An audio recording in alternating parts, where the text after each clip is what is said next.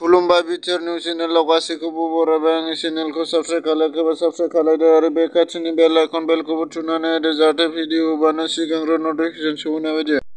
हाग्रामा महिलारिया बहा थायो? अख्राङाव थायो ना सिलिगुरियाव थायो? बेफोरखौ गावसो मिन्थिसिगौ। आं जेबो मिन्थिया। बे बाथ्राखौ बुंदों भबेश कलिता बिथाङा। मैया इउपिपिएल, बिजेपि, एजिपि आरो जेएसपि जथाय सोरखारनि 1 बोसोरारि आगान होबाय आरो बे 1 बोसोराव प्रमद बर' सरकारनि दैदेननाय आरो असमियाफोरनि लाबोनायखौ गोबां रायजोफोरानो गोजोननायखौ फोरमायदों। नाजिर दास मुंनि सासे 9 बोसोर जाबाय गोमानाया। सोरबाफोर बहाबा नुसनबायब्ला खोन्थाहरनो थाखाय 6002701597 6002701597 नोंथांमोना सोरबाफोर मिन्थियोबा बे नाम्बाराव खोन्थाहरनो हागोन। थांनाय 17 बोसोर बिपिएफ सोरखारा जावनाय गालांनाय हाखरखौसो इउपिपिएल सोरखारा फबफिनगासिनो दं। रनजित बसुमतारी बे बाथ्राखौ बुंनानै होयो। बिथाङा बिपिएफ सोरखारा थांनाय 17 बोसोराव सरकारनि गासैबो नेमखान्थिखौनो धंस खालामनानै दोनदों। बे बाथ्राखौ बुंदों बिटिआरनि सिएम प्रमद बर' बिथाङा।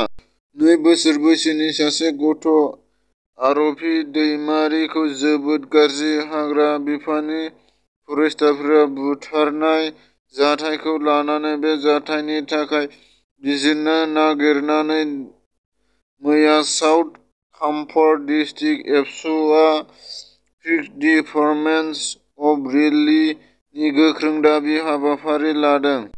चिरां जिल्लानि सिङाव थानाय सान्थिपुर बाजाराव मिरेलेट नि गोदान बिउटि पार्लार ट्रेनिं सेन्टार बेखेवदों।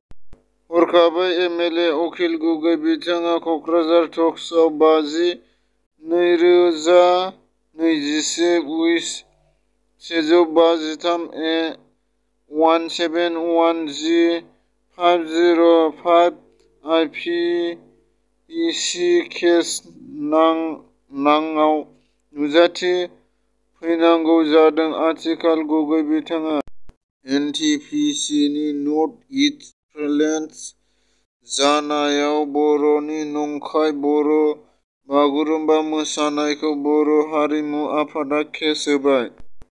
बर' गथ' आर'पि दैमारिखौ खास्रि-बिस्रि बुथारनायनि हेंथायै धर्ना खालामनाय जादों।